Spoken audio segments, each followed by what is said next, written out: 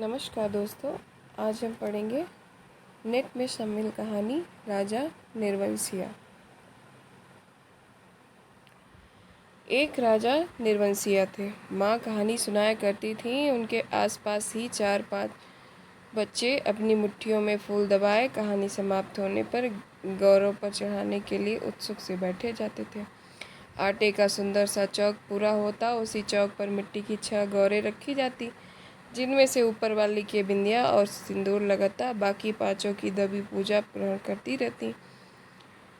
एक और दीपक की बाती स्थिर सी जलती रहती और मंगल घट रखा रहता, जिस पर रोली से सथिया बनाया जाता। सभी बैठे बच्चों के मुख पर फूल चढ़ाने की उतावली की जगह कहानी सुनने की सहज स्थिरता उभर आती।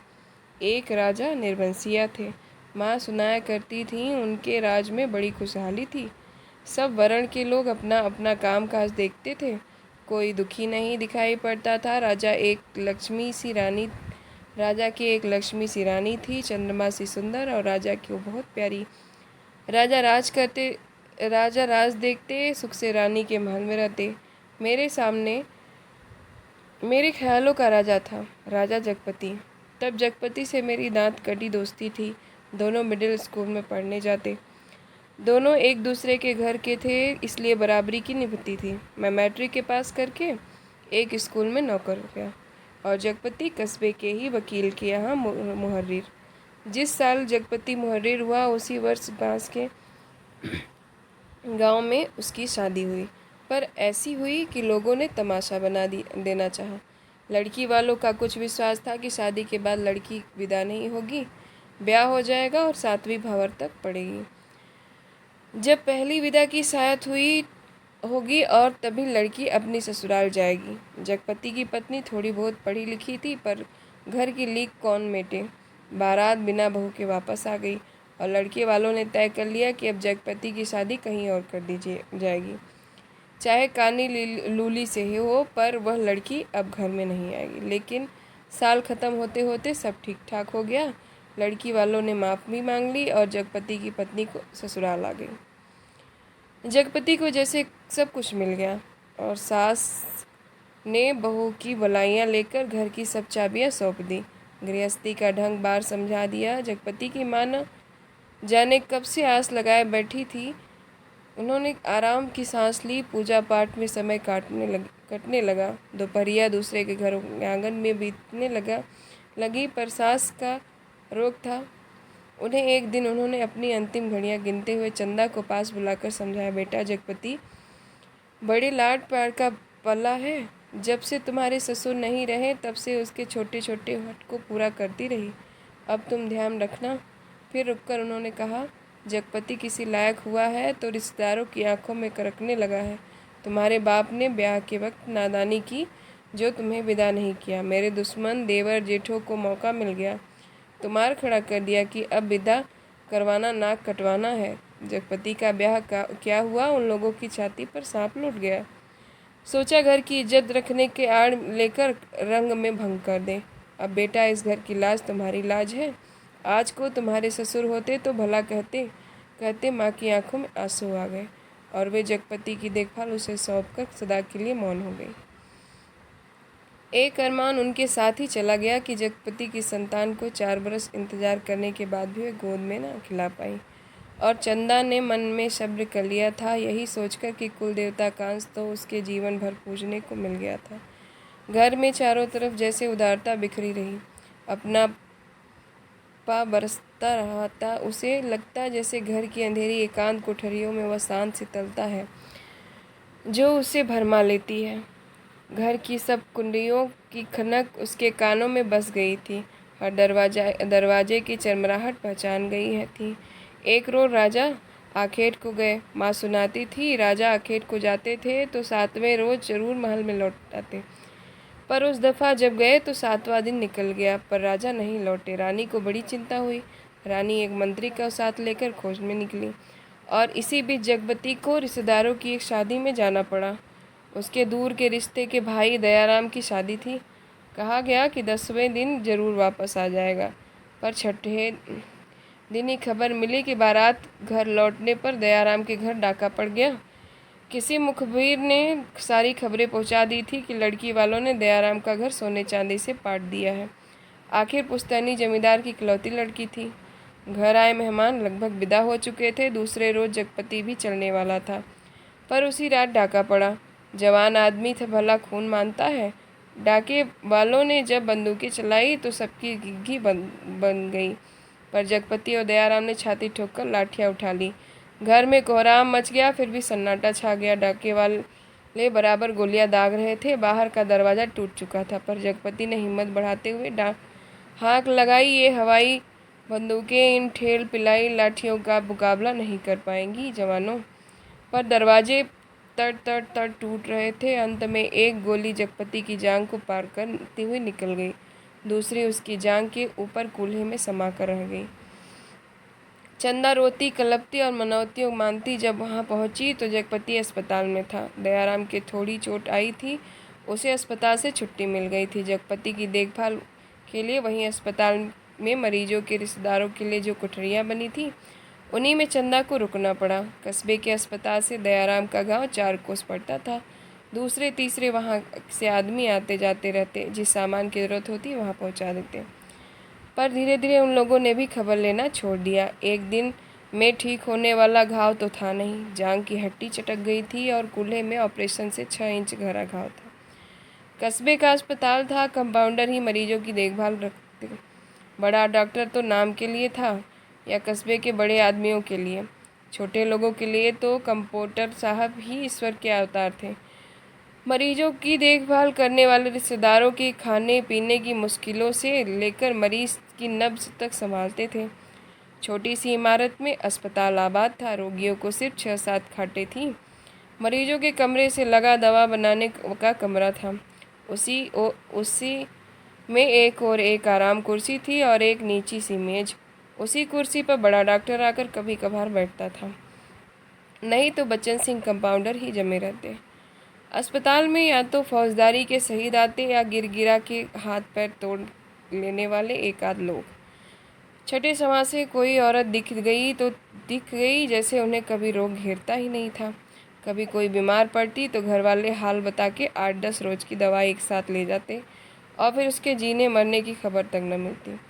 उस दिन बच्चन सिंह जगपति के घाव की पट्टी बदलने आया। उसके आने में और पट्टी खोलने में कुछ ऐसी लापरवाही थी जैसे गलत बंदी पगड़ी को ठीक से बांधने के लिए खो रहा था। और चंदा उसकी कुर्सी के पास ही सांस रोके खड़ी थी। वह और रोगियों से बात करता जा रहा था। इधर मिनट भर को देखता, फिर जैसे अभ्यस्त से उसके हाथ अपना काम करने लगते। पट्टी एक जगह खून से चिपक गई थी। जगपति बुरी तरह करा उठा। चंदा के मुंह से चीख निकल गई। बच्चन सिंह ने सतर्क होकर देखा तो चंदा के मुख से धोती का पल्ला खोसे अपनी भयातुर आवाज़ में दबाने की चेष्टा कर रही थी। जगपति एक बारगी मछली सा तड़प कर रह गया। बच्चन सिंह की उंगलियां थोड़ी सी थरथराई कि उसकी बाह पर टप से चंदा का आंसू चू पड़ा। बच्चन सिंह सिहर सा गया और उसके हाथों की अभ्यस्त निटराई को जैसे किसी मानवीय कोमलता ने धीरे से छू दिया। आहो कराहो, दर्द भरी चीखों और चटकते शरीर के जिस वातावरण में रहते हुए भी वह बिल्कुल अलग रहता था। फोड़ों को पके आम सा दबा देता था, खाल को आलू सा छील देता था। उसके मन में जिस दर्द का एहसास उठ गया वह उसे आज फिर हुआ। वह बच्चे की तरह फूंक फूंक पट्टी को नम करके खोलने लगा। चंदा की ओर धीरे से निगाह उठाकर देखते हुए फुसफुसा, रोगी की हिम्मत टूट जाती है ऐसे। पर जैसे यह कहते कहते उसका मन खुद अपनी बात से उचट गया। यह बेपरवाही तो चीख की कराहों की एक रास्ता से उसे मिली थी, रोगी की हिम्मत बढ़ाने की कर्तव्यनिष्ठा से नहीं।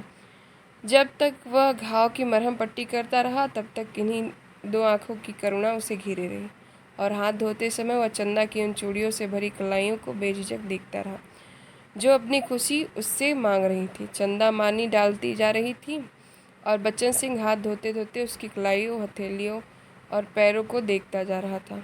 दवा खाने की ओर जाते हुए उसने चंदा के हाथ के इशारे से बुलाकर कहा, देर छोटा मत करना। जांघ का घाव तो 10 रोज में भर जाएगा, कूल्हे का घाव कुछ दिन जरूर लगेगा। अच्छी से अच्छी दवाई दूंगा। दवाइयाँ तो ऐसी है कि मुर्दे को चंगा कर दें। पर हमारे अस्पताल में नहीं आती। फिर भी तो किसी दूसरे अस्पताल से नहीं आ सकती वो दवाइयाँ? चंदा ने पूछा। आ तो सकती हैं, पर मरीज को अपना पैसा खर्चना पड़ता है उसमें। बच्चन सिंह ने। चंदा चुप रह गई। तो बच्चन सिंह के मुंह से अनायास ही निकल पड़ा, किसी चीज़ की ज़रूरत हो तो मुझे बताना। रही दवाइयाँ, सो कहीं न कहीं से इंतज़ाम करके ला दूँगा। महकमे से मंगाएंगे तो आते जवाते महीने लग जाएंगे। शहर के डॉक्टर से मंगवा दूँगा। ताकत की दवाइयों की बड़ी ज़रूरत है इन्हें। अच्छा देखा जाएगा। कहते कहते वह रुक गया। चंदा ने इसे कृतज्ञता भरी नज़रों से उसे देखा और उसे लगा जैसे आंधी में उड़ते पत्ते को कोई अटकाव मिल गया हो। आकर वह जगपति की खाट से लगकर बैठ गई। उसकी हथेली से लेकर बस सहलाती रही, नाखूनों को अपने पैरों से दबाती रही। धीरे धीरे बाहर अंधेरा चढ़ गया। बच्चन सिंह तेल की एक लालटेन लाकर मरीजों के कमरे कोने में रख गया। चंदा ने जगपति की कलाई दबाते दबाते धीरे से कहा, कंपाउंडर साहब कह रहे थे। और इतना कहकर वह जगपति का ध्यान आकृष्ट करने के लिए चुप हो गई। क्या कह रहे थे? जगपति ने अनमने स्वर में बोला। कुछ ताकत की दवाइयाँ तुम्हारे लिए ज़रूरी हैं, मैं जानता हूँ, पर देखो चंदा, चादर के बराबर ही पैर फैलाए जा सकते हैं। हमारी औकात इन दवाइयों की नहीं, औकात आदमी की देखी जाती है कि पैसे की। तुम तो देखा जाएगा। कंपाउंडर साहब कह रहे इंतज़ाम कर देंगे, उनसे कहूँगी मैं। नहीं चंदा, उधार खाते से मेरा इलाज नहीं होगा, चाहे 1 के 4 दिन लग जाएं। उसमें तो तुम नहीं जानती, कर्ज कोढ़ का रोग होता है। एक बार लगने से तन तो गलता ही है, मन भी रोगी हो जाता है। लेकिन कहते कहते वह रुक गई। जगपति अपनी बात की टेक रखने के लिए दूसरी ओर मुंह घुमाकर लेटा रहा। और तीसरे रोज जगपति के सिरहाने कई ताकत की दवाइयाँ रखी थी और चंदा की ठहरने वाली कोठरी में लेटने के लिए एक खाट भी पहुंच गई थी। चंदा जब आई तो जगपति के चेहरे पर मानसिक पीड़ा की असंख्य रेखाएं उभरी थीं, जैसे वह अपनी बीमारी से लड़ने के अलावा स्वयं अपनी आत्मा से भी लड़ रहा हो, चंदा की नादानी और स्नेह से भी उलझ रहा हो, सबसे ऊपर सहायता करने की दया से जूझ रहा हो। चंदा ने देखा तो यह सब सह न पाई। उसके जी में आया कि कह दे, क्या आज तक तुमने कभी किसी से उधार पैसे नहीं लिए? पर वह तो खुद तुमने लिए थे और तुम्हें मेरे सामने स्वीकार नहीं करना पड़ा था, इसलिए लेते झिझक नहीं लगी। पर आज मेरे सामने उसे स्वीकार करते तुम्हारा झूठा पौरुष तिलमिलाकर जाग पड़ा है। पर जगपति के मुंह पर बिखरी हुई पीड़ा से जिस आदर्श की गहराई थी, वह चंदा के मन को चोर की तरह घुस गई। और बड़ी स्वाभाविकता से उसने माथे पर हाथ फेरते हुए कहा, ये दवाइयाँ किसी की मेहरबानी नहीं है। मैंने हाथ का कड़ा बेचने को दिया था, उसी में आई है, मुझसे पूछा तक नहीं। और जगपति ने कहा, और जैसे खुद मन की कमजोरी को दबा गया। कड़ा बेचने से तो अच्छा था कि बच्चन सिंह की दया की ओढ़ ली जाती। और उसे हल्का सा पछतावा भी था कि नाहक व रो में बड़ी बड़ी बातें कह जाता है, ज्ञानियों की तरह सीख दे देता है। और जब चंदा अंधेरा होते उठकर अपनी कोठरी में सोने के लिए जाने को ही कहते कहते वह यह इस बात दबा गई कि बच्चन सिंह ने उसके लिए एक खाट का इंतजाम भी कर दिया है। कमरे से निकली तो सीधी कोठरी में गई और हाथ का कड़ा लेकर सीधे दवाखाने की ओर चली गई, जहां बच्चन सिंह अकेला डॉक्टर की कुर्सी पर आराम से टांगे फैलाए लंप की पीली रोशनी में लेटा था। जगपति का व्यवहार चंदा को लग गया था, और यह भी कि वह क्यों बच्चन सिंह का एहसान अभी से लाद ले। पति के लिए जेवर की कितनी औकात है।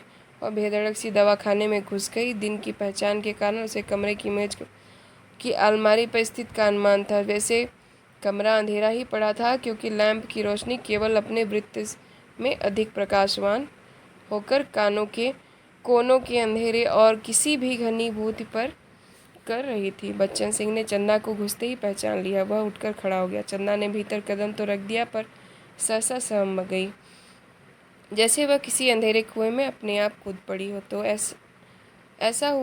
ऐसा कुआं जो निरंतर पतला होता गया और जिसमें पानी की गहराई पाताल की परतों तक चली गई हो, जिसमें पड़कर एक वह नीचे धंसती चली जा रही थी। नीचे अंधेरा, एकांत, घुटन पाप। बच्चन सिंह अवाक ताकता रह गया और चंदा ऐसे वापस लौट पड़ी जैसे किसी काले पिशाच के पंजों से मुक्ति मिली हो। बच्चन सिंह के सामने क्षण भर में सारी परिस्थितियां कौंध गईं और उसने वहीं से बहुत संयत आवाज़ में जवान को दबाते हुए जैसे वायु में स्पष्ट ध्वनित कर दिया, चंदा। वह आवाज़ इतनी आवाज़ थी कि और निरर्थक होते हुए भी इतनी सार्थक कि उस खामोशी में अर्थ भर गया। चंदा रुक गई। बच्चन सिंह उसके पास जाकर रुक गया। सामने का घना पेड़ स्तब्ध खड़ा था। उसकी काली परछाई की परिधि जैसे एक बार फैलकर उन्हें अमृत में समेट लेती, दूसरे ही क्षण मुक्त कर देती। दवा खाने का लैंप सहसा भभक कर रुक गया और मरीजों के कमरे से एक कराह की आवाज़ दूर मैदान को छोर तक जाकर डूब गई। चंदा ने वैसे ही नीचे ताकते हुए अपने को संयत करते हुए कहा, यह कड़ा तुम्हें देने आई थी तो वापस क्यों चली जा रही थी? चंदा चुप। और दो क्षण रखकर उसने अपने हाथ का सोने का कड़ा धीरे से उसकी ओर बढ़ा दिया, जैसे देने का साहस न होते हुए भी वह काम आवश्यक था। बच्चन सिंह ने उसकी सारी काया को एक बार देखते हुए अपनी आंखें उसके सिर पर जमा दी। उसके ऊपर पड़े कपड़े के पार नरम चिकनाई से भरे लंबे लंबे बाल थे, जिनकी भाप सी महक फैलती जा रही थी। वह धीरे धीरे से बोला, लाओ। चंदा ने कड़ा उसकी ओर बढ़ा दिया। कड़ा हाथ में लेकर वह बोला, सुनो। चंदा ने प्रश्न भरी नजरें उसकी ओर उठा दी। उनमें झांकते हुए वह अपने हाथ से उसकी कलाई को पकड़ते हुए उसने वह कड़ा उसकी कलाई में पहना दिया। चंदा चुपचाप कोठरी की ओर चल दिया और बच्चन सिंह दवा खाने की ओर। कालिक बुरी तरह बढ़ गई थी और सामने खड़े पेड़ की काली परछाई गहरी पड़ गई थी। दोनों लौट गए थे, पर जैसे उस कालिक में कुछ रह गया था, छूट गया था। दवा खाने का लैंप जो जल्दी जल्दी एक बार भभक उठा था, उसमें तेल न रह जाने के कारण बत्ती की लौ के बीच में फट गई थी। उसके ऊपर धुएं की लकीरें बल खाती सांप की तरह अंधेरे में विलीन हो जाती थी। सुबह जब चंदा जगपति के पास पहुंची और बिस्तर ठीक करने लगी तो जगपति को लगा चंदा बहुत उदास थी। क्षण क्षण में चंदा के मुख पर अनगिनत भाव सा आ जा रहे थे, जिसमें असमंजस था, पीड़ा थी और निरयता थी। कोई अदृश्य पाप कर चुकने के बाद हृदय की गहराई से किए गए पश्चाताप जैसे धूमिल चमक।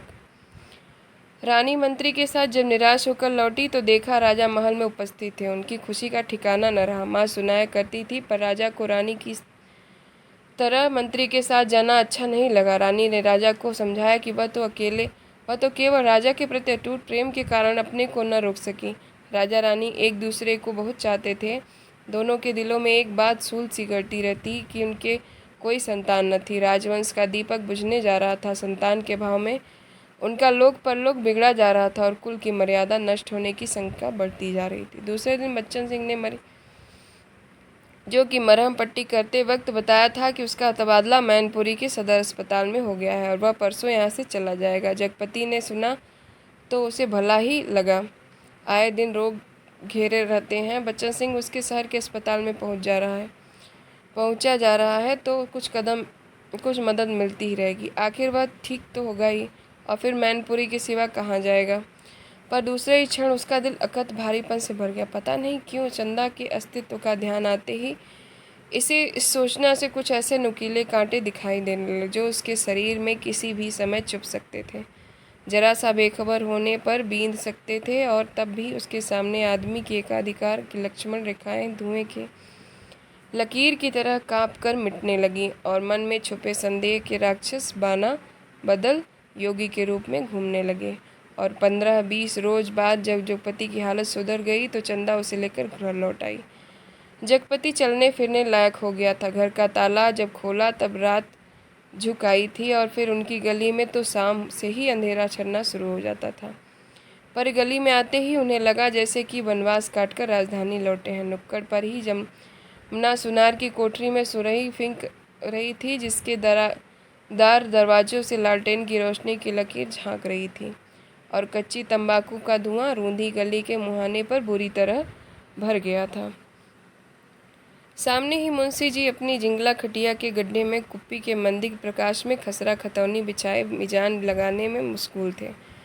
जब जगपति के घर का दरवाज़ा खड़का तो अंधेरे में उसकी चाची ने अपने जंगले से देखा और कहीं से बैठे बैठे अपने घर के भीतर ऐलान कर दिया, राजा निर्बंसिया अस्पताल से लौट आए, कुलमा भी आई है। यह शब्द सुनकर घर के अंधेरे बराठे में घुसते ही जगपति हाँफ कर बैठ गया। झुंझलाकर चंदा से बोला, अंधेरे में क्या मेरे हाथ पैर तुड़वाओगी? भीतर जाकर लालटेन जला लाओ। देर नहीं होगा इस वक्त, जरा ऐसे ही काम। तुम्हारे कभी कुछ नहीं होगा, न तेल न कहते कहते जगपति एकदम चुप रह गया और चंदा को लगा कि आज पहली बार जगपति ने उसके व्यर्थ मारते तो इतनी गहरी चोट कर दी जिसकी गहराई की उसने कभी कल्पना नहीं की थी। दोनों खामोश बिना एक बात के अंदर चले गए। रात के बढ़ते सन्नाटे में दोनों के सामने दो बातें थीं। जगपति के कानों में जैसे कोई व्यंग से कह रहा था कि राजा निर्वंशिया अस्पताल से आ गए, और चंदा के दिल में यह बात चुभ रही थी कि तुम्हारे कभी कुछ न होगा। और सिसकती सिसकती ने चंदा कब सो गई। जब जगपति की आंखों में नींद न आई, अखाट पर पड़े पड़े उसके चारों ओर एक मोहक भावापन सा जाल फैल गया। लेटे लेटे उसे लगा जैसे उसका स्वयं का आकार बहुत क्षीण होता होता बिंदु सा रह गया है। पर बिंदु के हाथ पैर थे और दिल का धड़कन भी।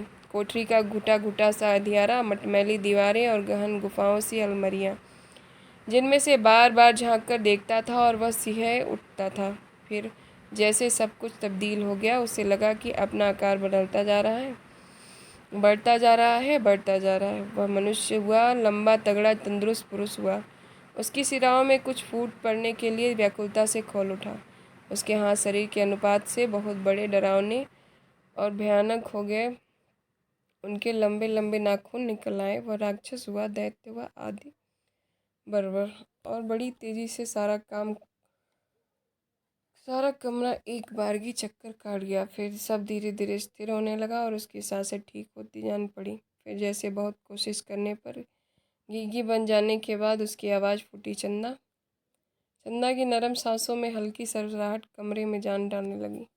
जगपति अपनी पाटी का सहारा लेकर झुका, कांपते पैर उसने जमीन पर रखे और चंदा के खाट के पाए सिरे टकरा कर बैठ गया। उसे लगा जैसे चंदा इन सांसों की आवाज़ में जीवन का गीत गूंज रहा है।